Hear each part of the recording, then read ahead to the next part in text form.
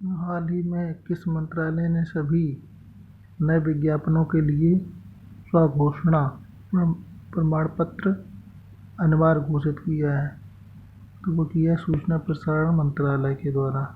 सूचना प्रसारण मंत्रालय अब सभी विज्ञापनों के लिए स्वघोषणा प्रमाणपत्र अनिवार्य देता। सुप्रीम कोर्ट के निर्देश के बाद में टीवी, प्रिंट मीडिया, इंटरनेट विज्ञापनों के लिए वैध एसटीसी की आवश्यकता होती है। अगला इसमें प्रश्न बन रहा है, हाल ही में किस राज्य सरकार ने वायु प्रदूषण से निपटने के लिए विश्व बैंक द्वारा वित्त पोषित 10,000 करोड़ रुपए की परियोजना को घोषित किया है? तो वो किया है हरियाणा सरकार ने। हरियाणा के मुख्य सचिव TVSN प्रसाद के द्वारा वायु प्रदूषण से निपटने के लिए 10,000 करोड़ रुपए की विश्व बैंक वित्तीय पोषित परियोजना की घोषणा की है।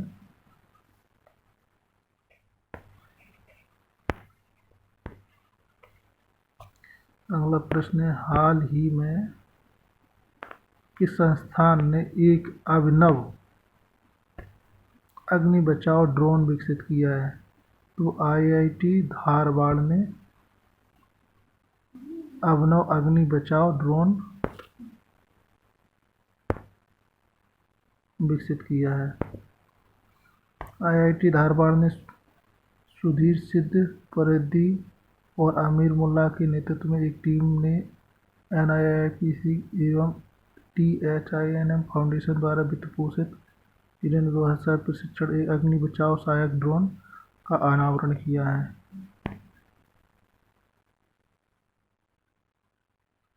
इसका एक प्रश्न उसमें रह गया है। हाँ, ये है प्रश्न। किस देश ने विश्व पर्यावरण दिवस 2024 में मेजबानी की? किस देश ने करी है? तो ये सऊदी अरबिया ने विश्व पर्यावरण दिवस 2024 की मेजबानी करी है।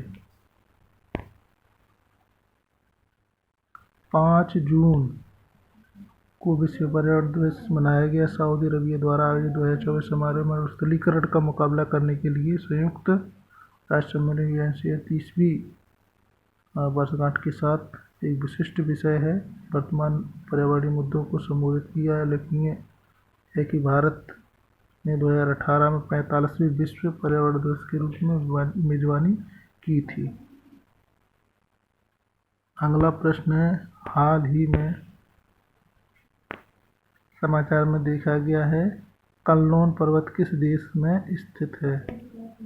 ये है कल्लोन पर्वत, ये है फिलीपींस में। ये कल्लोन पर्वत किस देश में? फिलीपींस में है।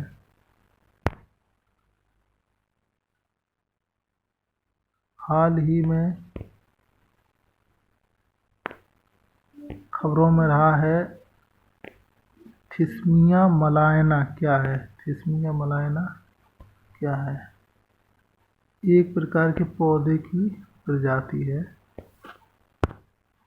एक प्रकार के पौधे की प्रजाति है थिस्मिया मलायना, एक पौधे की प्रजाति है।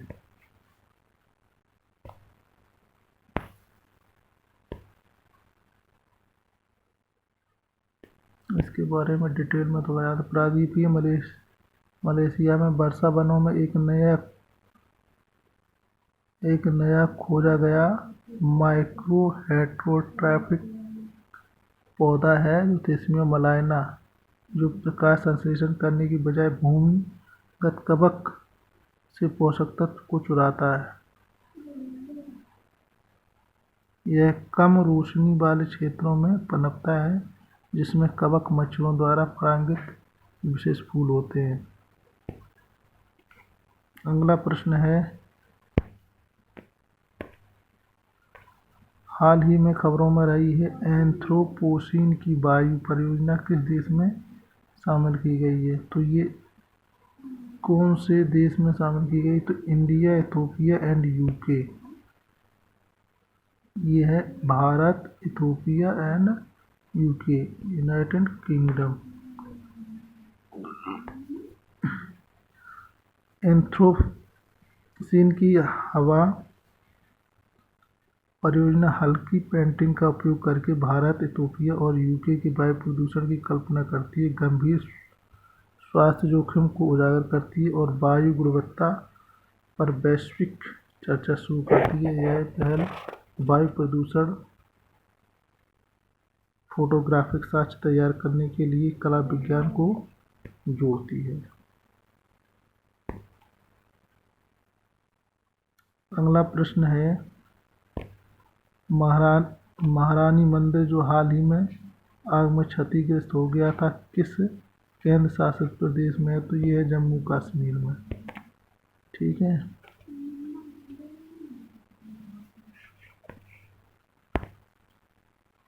अगला प्रश्न है, global annual 2 decadal climate update report जो हाल ही में खबरों में है, किस संस्थान द्वारा प्रतिवर्ष जारी की जाती है? तो ये करी जाती है मौसम विज्ञान संगठन यानी WMO के द्वारा। Global annual 2 decadal climate update, ये मौसम संगठन, विश्व मौसम संगठन के द्वारा जारी की जाती है। अगला प्रश्न है, नागी पक्षी अभयारण्य जिसे हाल ही में नया रामसर स्थल घोषित किया गया, किस राज्य में स्थित है? तो ये नागी पक्षी अभयारण्य है बिहार में, बिहार स्टेट में नागी पक्षी है। भारत में नागी पक्षी, नकटी पक्षी अभयारण्यों को नया रामसर स्थल घोषित किया, जिसे देश की संख्या बढ़कर 82 हो गई है।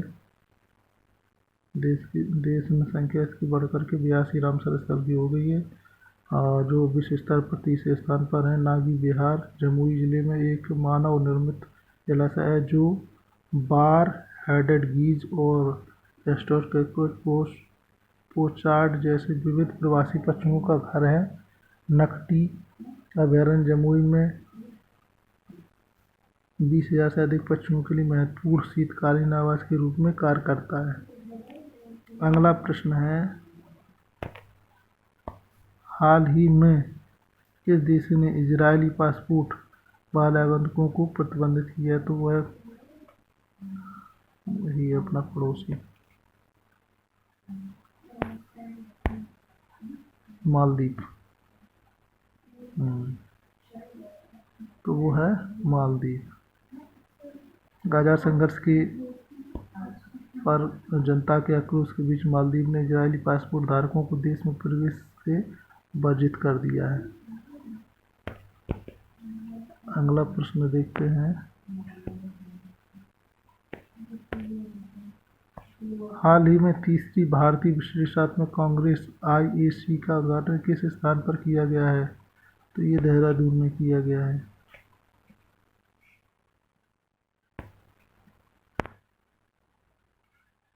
तीसरी भारतीय विश्लेषणात्मक कांग्रेस IAC देहरादून उत्तराखंड में ICR लॉन्च किया गया है।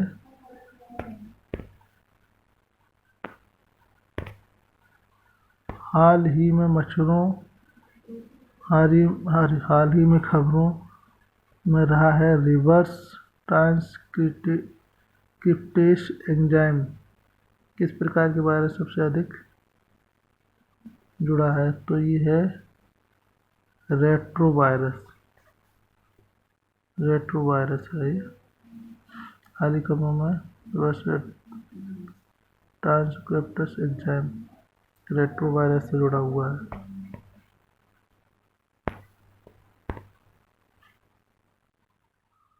अगला प्रश्न, स्टेट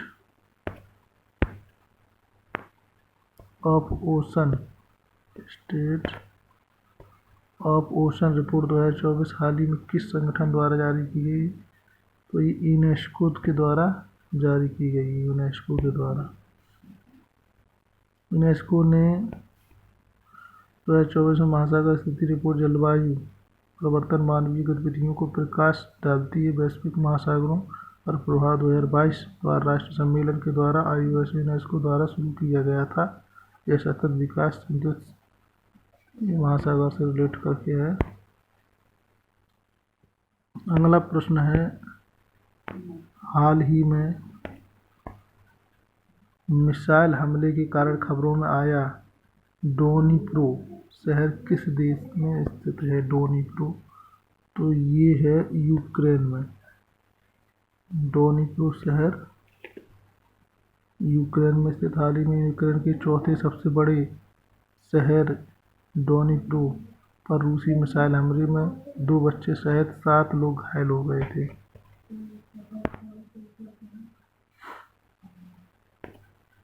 अगला प्रश्न है इसका, NPCI इंटरनेशनल पेमेंट लिमिटेड ने हाल ही में UPI भुगतान सक्षम करने के लिए किस दक्षिण अमेरिका देश के साथ हाथ मिलाया है? तो पेरू के साथ।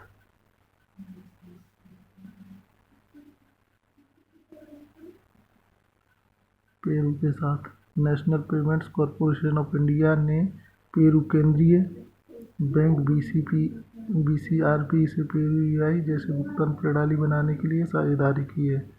अगला प्रश्न है, हाल ही में भारत ने किन देशों के साथ में बायो फार्मास्यूटिकल गठबंधन शुरू किया है? तो वो किया है US मतलब अमेरिका, जापान और साउथ कोरिया के साथ में फार्मास्यूटिकल गठबंधन किया है। अमेरिका, जापान और साउथ कोरिया के साथ में।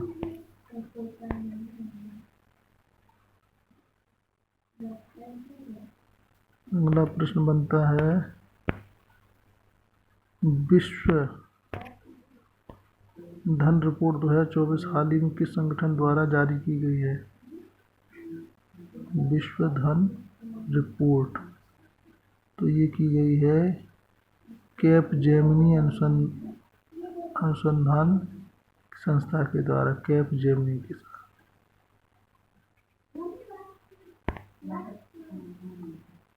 अगला प्रश्न है,